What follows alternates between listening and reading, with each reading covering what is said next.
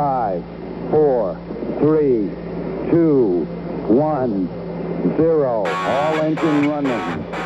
Liftoff. We have a liftoff.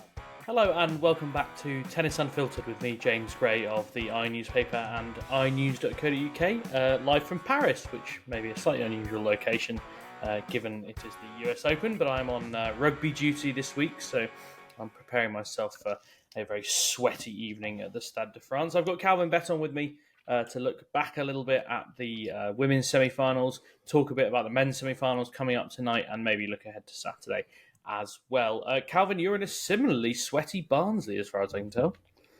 Yeah, Barnsley feels like Barnsley Amazon jungle today, actually. It's absolute sweat pit here, and I haven't even been outside much, to be honest. Yeah, crazy. Ridiculous. Well, it's probably not quite as hot as New York, in fairness, although it doesn't. I feel like when it's hot in Britain, it always feels worse because nowhere has air conditioning. The houses are bad. It's the air conditioning, isn't it? I think that's the thing, that like in America or even on the continent, you can always just go and just go inside, and then it really chills you out. Whereas like you go inside in the UK, it's just like a little bit cold, a little bit cooler. That's it. But only marginally. Yeah, I have had my air conditioning on in Paris pretty much since I arrived because I went out for a run because I thought I'll go out this morning like before it gets too hot. So I went out about 9:30 and it was absolutely roasting. I was like, this is ridiculous. Yeah. God knows how they're going to play rugby in it.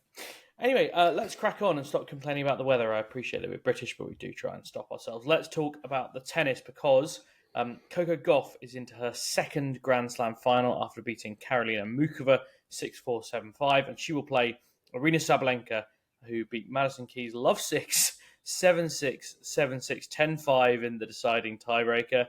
I mean, Calvin, this is like proper Aryna Sabalenka of old. This is like double faulting on break point and losing 6 love. I have to say, for all the criticism I have had of Aryna Sabalenka in the past, to lose a set 6 love and then do what she did I think that shows a bit of personal growth, to be fair. Yeah, I think she's kind of got to the stage now where Zverev got to, where she's kind of just accepted that she's going to do loads of double faults. And it doesn't, there's two ways of going about it. You either like get your second serve better, or you just kind of go, all right, I'll swallow them up and I'll still win matches anyway. And that's kind of what she's doing now. And she only hit 4, to be fair, but they were at crucial moments. And, that's the thing, isn't it? That I suppose this is something you must think about. And maybe because you do a lot of doubles work at the moment, Calvin, you probably think about it less because the old bagel doesn't appear so much. But what do you say to a player or, when you're allowed to coach? Or how do you have to approach that mindset? Because losing a set 6 love, it must discombobulate some players. It must really, throw them off in some ways. I think it's worse if you're playing somebody who you know that you're at least on a par with, or there or thereabouts. The tough ones are when you're playing somebody who's just ranked higher than you and it's not a good matchup and that kind of thing, and you go 6 love and you think, oh God, don't really see a way out of this. But in that instance last night, where they basically both play the same style, and Sabalenka is a better player than Madison Keys, she's probably thinking, okay, let's just reset here. And equally on the flip side of it, it's difficult if you're winning a set like that against somebody who you know is in your ballpark at least. It's kind of like a bit discombobulating when the next set starts and suddenly you're at 2-all or something, because then it doesn't. You've kind of forgot that you've won a set 6 love by that stage. You've just won a set. So then it's not like you feel like, oh, I'm 8-2 up on games at the minute. You feel like you're just a setup and we're level on this set. She's into Grand Slam final again. She's the new world number 1, obviously because Iga Swiatek lost. She said she was a bit frustrated. Pippa Horn pointed out earlier this week that Sabalenka was a bit frustrated that she had, taken world number 1 just by virtue of someone else losing, and she wanted to win on the court. Irrespective of that, she is world number 1, Calvin, and I don't know whether... I'm not sure I ever really thought about it. I think players think about world number 1 more than maybe fans do or pundits do, I'm not sure. But did you think that she would eventually get her game sorted and had all the weapons that she would end up being world number 1? I thought it was a possibility, yeah. I mean, he's been hanging around 3 and 2 for so long.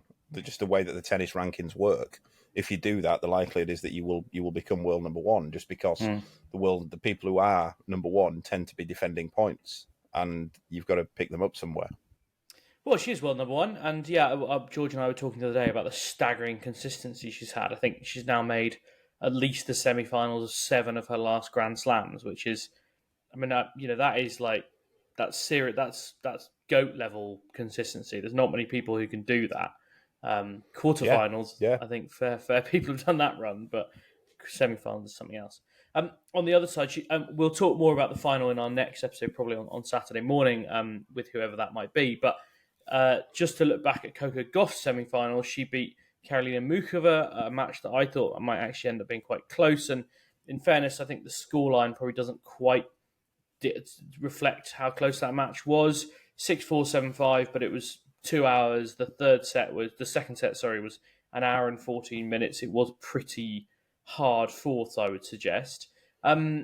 Interesting tidbit from Marion Bartley, Calvin, on the Coco Gauff forehand, which both Brad Gilbert and Coco Gauff herself have claimed they've made no changes on. But Bartley did quite a good little segment on Sky Sports earlier this week, kind of talking about, and I nowhere near but just talking about how the big change in Coco Gauff's forehand has just been more rapid speed. And I thought, Calvin, with your technical expertise, you could maybe just talk about racket head speed more generally, and how players try and add it, why they try and add it to certain shots. I mean, in layman's terms, to me, fast racket, fast ball, good. It's not that quite that simple, but it kind of is. I mean, what I will say is, I didn't see Marion Bartley's segments, but I've seen quite a bit of her commentating, and I'm not going to take too much into that because she is absolutely crazy. Also, like, I don't know who's the worst commentator on Sky Sports, her or Feliciano Lopez, who is absolutely terrible. I think it's Lopez, unfortunately. I'll come back to it. I'll come back to racket head speed in a minute, but I watched the doubles last night. Salisbury and Ram beat Krajicek and Dodig, and Feliciano Lopez's commentary seemed to consist entirely of him going, "Let's go, guys. Here we go now. Let's go, guys." That was it. And then he said, "I'm supporting the British guy today. Let's go. Here we go. Let's go, guys." And that's all he did for about 2 hours. Now racket head speed, it's there for pace, but it's also there for control, because if you slow your racket head down as you approach the ball, then you lose control. That's when shots tend to go. And it's fair to say that is what Coco Gauff did. She was always slow. It felt like her racket head speed was slowing down as she approached contact, which is not what you want. You will lose control on that. But I don't know, mate. That can happen. I don't think that's necessarily a technical change, saying that she's speeded at racket head speed. But I don't think it. That tends to also just come with confidence a little bit. That if you're thinking about it less, she's got a fast arm, and it's how you get extra spin. It's how you get extra pace. She doesn't have what I would say is a fast arm. You think some players just have a fast arm, like Kyrgios, Federer had a fast arm, that kind of thing. It's not like that, but it's probably just given a little bit of a control. So I'd say they're probably both right. Bartley saying that she probably has got a bit of racket head speed, and Gauff saying, well, no, we haven't made any technical changes, because I don't think she has. Interesting. I've always, again, from a completely layman's perspective, looked at it and thought she does have quite not a laboured swing of the racket, but a controlled one. Yeah, maybe that's the best way to put it. So she swings from too far back. That's the problem. A racket. What you always want to get good timing, you always want to be starting your shot on contact and having your follow through as the fastest part of the swing. Right. That's what you want. Whereas if you look at Gauff, if you were to say where does she swings from too far back, her swing starts. Now, I'm not talking about the shape of the swing. I'm talking when she starts swinging fast, is too far back. Whereas you want it like, imagine, if the listeners can imagine, kind of like if you imagine someone playing snooker or pool, and you kind of slowly bring the Q-tip up to the ball and then go fast at the end. You don't sweep your pool cue right back from behind your hip, do you? You come sort of up to it, slow, fast on contact. Yeah. And that's what Gauff hasn't done. But she also has too big a swing, which makes it difficult to do that. Well, it's working all right for her at the moment. She's into the US Open final for the first time. It's going to be a tremendous occasion, I think, because there's an American in the US Open final. There might even be two Americans. We'll come on to that very shortly. Should also be noticed there are a couple of climate protesters. I'm talking about End Fossil Fuels, who interrupted the Goff Mukova match. They just stood up in the stands, as far as I could tell. And I quite enjoyed someone saying US Open security is just a couple of boomers asking them politely to sit down, which was the first port of call. A couple of stewards did just come up and go, "Would you mind sitting down?" And they sort of looked at them a bit puzzled and went, we're protesting, right? Like, we're not just sort of enjoying ourselves. And one of them had glued his feet to the ground as well, which anyway. But I saw some still clips. I didn't see it. I wasn't watching it at that stage, but the one thing that always bothers me about, I mean, I don't think this is just Stop Oil, is it? This was like some different kind of same kind cause, of thing, and fossil fuels, yeah. It's like, I just wish they'd be a bit more normal and relatable. Were these guys like that? Because they're just Stop Oil people. They're just so like socially awkward and don't say anything. And I think that makes people just think that they're weird. I actually think they'd have more traction and the people would give them more time if they just, even if they were going to, I have no problem with their protests at all. I entirely back it. But when they come on, I just wish they'd actually speak rather than just act like weird goths.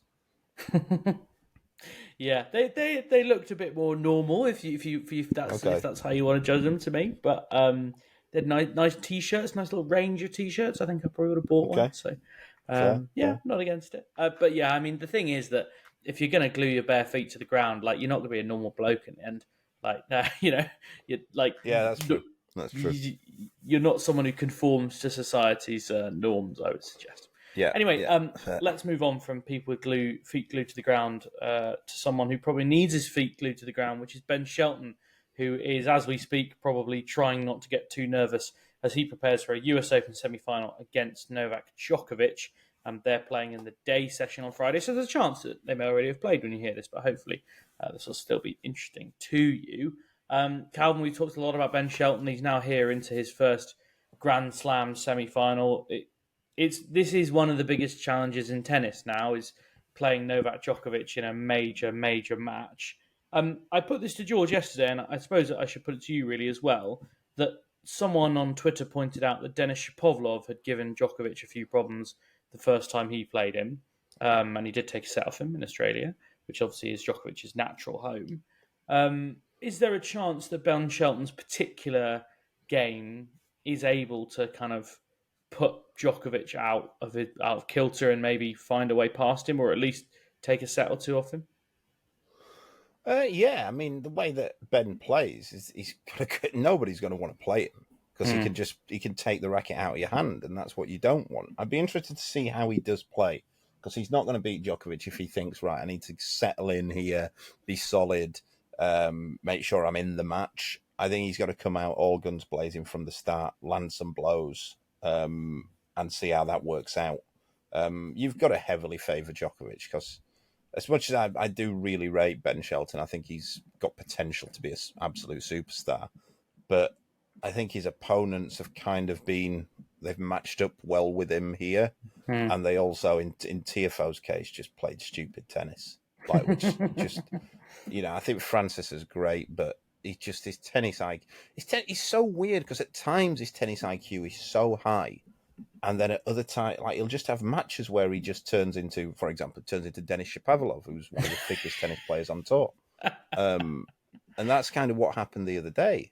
But that's not going to happen with Djokovic. He'll find, I mean, the thing is with Ben Shelton, his serve is huge, his forehand's huge, his backhand is not. And I just get the feeling that Djokovic will just pin him in backhand. He'll find his backhand. The key's going to be, for Djokovic, how often he can make Ben Shelton hit a backhand on the first shot after his serve. And if he can do that... After Shelton's serve. Yeah, on his serve +1. If he can make Shelton play backhands, then Shelton is going to struggle, I think. Because I don't see him breaking a whole lot. And he's going to have to serve really well. But that will be the stat to look at. There will be a stat somewhere will have it, but I suspect he's going to get around about 20% less backhands less forehands on his serve +1 than he has been for the rest of the tournament tonight. And I suppose, I mean, if you're Ben Shelton or Brian Shelton, even really, and you know that, what can you do to counter the counter? Is it, there's certain serves you've got to hit more? You've got to go for the serves. You're going to have to go to the serves that are going to make that are going to stop Djokovic doing that. Now, what Ben does have in his favour is his feet are also rapid, so he can get round quick.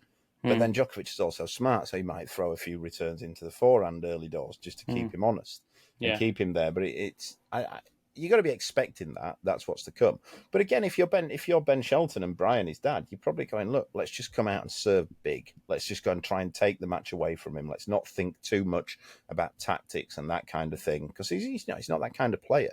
He's not going to be painting pictures or trying to get involved in a chess match here. He's going to think, I'm going to try and serve huge, I'm going to serve big on second serves. Every half chance I get, I'm going to absolutely leather a forehand. Yeah. And if Djokovic can take him into rallies, then he's got a problem.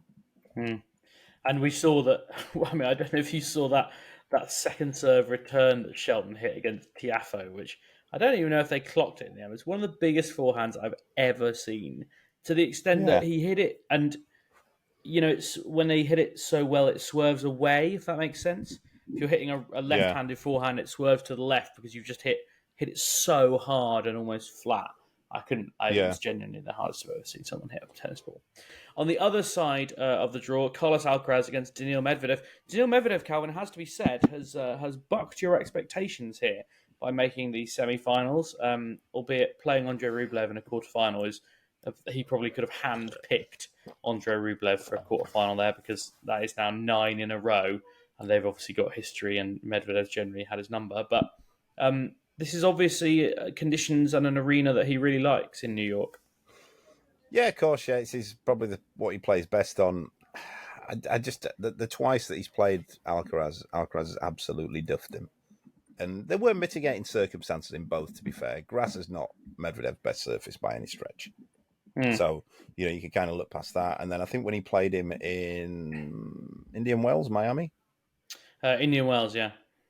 Yeah, when he played him in Indian Wells, I think Medvedev had a long match the day before and wasn't specifically in his best frame of mind. But it's just game styles that Medvedev's got to win the first set there.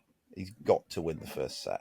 Because if he doesn't, then you can see he's got to start well. Because if those kind of situations, like I was just talking about then, if you've had a couple of hide-ins off somebody, and then if, say, Medvedev goes 3-love down at the start, then that's when you start thinking, oh, God, as the coach, you're like, what can I do here?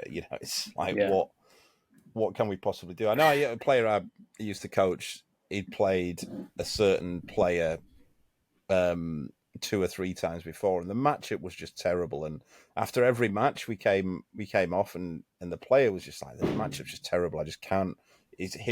What he can do just plays into my weaknesses, like so key. And then we seem to draw him all the time, like twice a year. And then every time you're in the pre-match, you try and be positive, like, let's stick to the game plan, etc. Then you go 3-love down, and you're like, God, this is like what we, there's not much you can do, because it's like, it's just game styles. That's just a bad matchup. And I think that's kind of where it is. But, you never know with Medvedev. We'll see tonight, because we keep hearing what a brilliant problem solver and chess player he is, don't we? So he's had a good 2 months now to figure out how he's going to solve the Carlos Alcaraz problem. So let's see if he does tonight. I should point out there was one other head-to-head where Medvedev actually won, but it was 2 years ago, and it was at Wimbledon. I think it was probably Carlos Alcaraz's third ever match on grass. So probably not quite so relevant. Yeah. But I saw someone earlier saying, going saying it's a disgrace that match is the night match and Shelton and Djokovic is the day match, because there's no doubt what the box office one is. And I'm like, it's like world number 1 against world number 3. Yeah, that's what I thought. I mean, I looked at it and actually initially had the same reaction. I was like, oh, a bit surprised Shelton Djokovic isn't the night match. But then, you think about it and you're like, there's a decent chance Shelton Djokovic is over in like an hour and 40. Not a decent chance, but there's a non-zero chance. Whereas Alcaraz, Medvedev, you're at least guaranteed a bit more entertainment, I would suggest. You can't be having the world number 1 against world number 3 as like a Grand Slam semi and deciding it needs to be in the day. Like, it's just, I know what people say. You know, the matchup they have played before, the matchup's not been great, but still, regardless, you've got to put that on at night. Yeah, I would completely agree with that. And I don't know how that really changes conditions. I suppose it'll be probably a bit more humid, a bit cooler. But nevertheless, conditions aside, Calvin, because that was really interesting when you were describing how that Shelton match might go. If you're Daniil Medvedev's coach, if you're Gilles Savara, how do you put together a game plan for Alcaraz? Whenever I've seen really technical investigations into Alcaraz's tactics, it's all about restricting his inside-in forehand down the line, you know, when he runs around it and whacks it down the line. But I don't know how you do that. I mean, yeah, you've got to kind of take it. The thing is, the big thing with Alcaraz is he's so fast, and so he sets off so early that you've got to get him on the run and get him going behind him. Right. Like, if you go... I know I spoke with coach of a player who's played him this week, and they'd said that what they were disappointed in was that their player hadn't gone back behind him when he had the mid-court balls often enough and given him too many running forehands, running backhands, which is what you don't want. So that's the way to beat him. You've got to be sort of keeping him off balance. But that's, you know, that's saying a lot. You know, you're going to have to do a hell of a lot to do that. I mean, the way that Medvedev will beat him is doing what Medvedev does best and just keeping the ball to a length, deep, trying to keep it into his backhand and just stifling what he can do from attack. And then you never know, like, because again, you come to these situations where Alcaraz has won their previous matches so easy that if they do get to 5-all in the third and he's not really getting any breakthroughs, then Alcaraz are then going to start thinking, shit, this is not what it was like last time. Like, the things I've been doing to beat him easily before are not working here. So what have I got in the tank now? That's what they will look at. And I should say, the only set he has lost in this tournament so far to Dan Evans, incredibly, Alcaraz he was pretty angry about it, and he was, you know, there were signs of frustration there. And I think Medvedev is such a good shithouse that he will have noticed that. And I'm sure that he will be thinking about ways to, as much as he'll be thinking about tactics, he'll be thinking about ways to get under Alcaraz's skin. Whether it's whinging to the umpire about random things, you know, picking up little bits of time in between points. I mean, you know, I'm a big fan of shithousing, and I think if you're going to try and beat Carlos Alcaraz, you probably have to. Speaking of shithousing, to be fair, we hyped up another match on the basis that one of them could really be a shithouse the other day, and Ostapenko was off the court in about 7 minutes. So I'm not sure that's really holding much credence. What she's done there, Calvin, is the ultimate shithouse. Is she's shithoused us. That's what she's actually done there. It's impressive. Yeah, fair play to probably planning on doing that. Yeah, indeed. Just on shithousery, Calvin, I was going to ask you one thing. You may not have noticed this, but I did, and I said it to George yesterday. Carlos Alcaraz has got very grunty, and long grunts. Like, it's getting a bit Lorenzo Sonego. Yeah. It's one of those. I think that's probably going to have to be a conversation behind the scenes or like quietly with the umpire. He's going to have to go to him, look, you know, this is getting a little bit much now.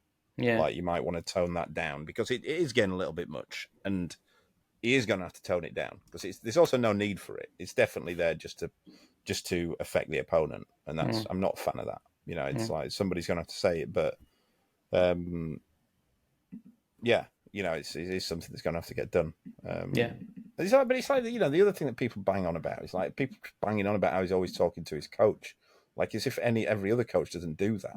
Yeah, like it's just such, you know, it's just bizarre. And like, you know, some I say every other coach, some players like to talk to their coach a lot, some don't. But it's like, also I noticed this like yesterday when I watched a little bit, the day before maybe, I'm talking about, you know, since they've brought the coaching in, like blah blah blah. It's like, no, that was happening all the time anyway. You know, that was like, you know, and it's like now, like somebody said to me the other week, you can only coach at the side of the court that your player's at. Like if they're at your side, you can only do that. And I'd shouted something to Luke, who I was with in Poland, and Luke had said to me, "Oh, the umpire says you can only coach us at that side." And I was like, yeah, okay. And I was like, well, you know, I used to not be able to coach at any side, and I used to do that then anyway. So, how much has really changed? Well, I have to say that they have made better use of the coaching thing this year as well. Like they've had microphones turned up in the coaching area. I've heard the commentators talking about it a lot, and as I knew it would be, it's been really interesting. Like just we talked about it when James Trotman was talking to Jack Draper. Like, yeah, it's a no-brainer. I was told that my dad said to me that I was actually on coaching Henry and Julian. I called them over a couple of times, and when I was on the telly, my dad said that I'd been on, and whoever was commentating. My dad said to me, like, he goes, "Who was commentating on that match?" And I was like, "Well, I don't know, do I? I wasn't watching it on television." So, and he goes, "Oh, they were saying that you were coaching them, and it's a disgrace. You shouldn't be allowed to coach anymore." And like, but incredible. I don't know why people. I really don't know why people get so irate. I think it's a great thing for the viewer. I really do. Yeah, there's no question. Absolutely no question. Well, Calvin, in case I don't get you for our women's final preview tomorrow, Gauff versus Sabalenka, I'm required by law to ask you for a prediction. I think Sabalenka will win that. I think it will be 2 close sets, but I'm not certain of it. Could go, Gauff seems to be on a roll. I'll tell you what, you got to give some credit to Brad Gilbert. He's not been in the coaching game for some time. And at the highest level, he's not been in, and he just seems to have turned it round. And he's done basically what he did with Agassi 29 years ago, when he started coaching Agassi, and Agassi came out of nowhere and won the US Open that year. Yeah. Fair play to him. It shows that if you're a good coach, you'll remain a good coach. Doesn't matter how old you are. Yeah, agreed. Well, that's all we've got time for today. Thanks very much to Calvin for dragging himself out of Barnsley. Was it they call Scarbados? There must be a Barnsley version of Scarbados. I've never heard of Scarbados. You never heard of Scarbados? Scarbados, no. Yeah, I mean that's Barnsley's near Castleford and Pontefract, and that's Ponte Carlo and Cas Vegas. But the only one I've heard of that is Staley Vegas for Staley Bridge in the northwest. I don't. Right. Yeah, it's a big change from New York, where I was 48 hours ago. Yeah, I bet. Well, and I'm going to go and sun myself in the prison streets. But as always, who are you watching tonight, James? Who's playing tonight? France, New Zealand, the big opener. It's probably the most hyped game I can remember for a long time. It could be pretty special. But my main concern is it's a 9:15 p.m. kickoff here in Paris. Oh, wow. So it's not going to be done till probably 11:15. I've then got to do press conferences. I might not be out there till 1:30, 2 in the morning.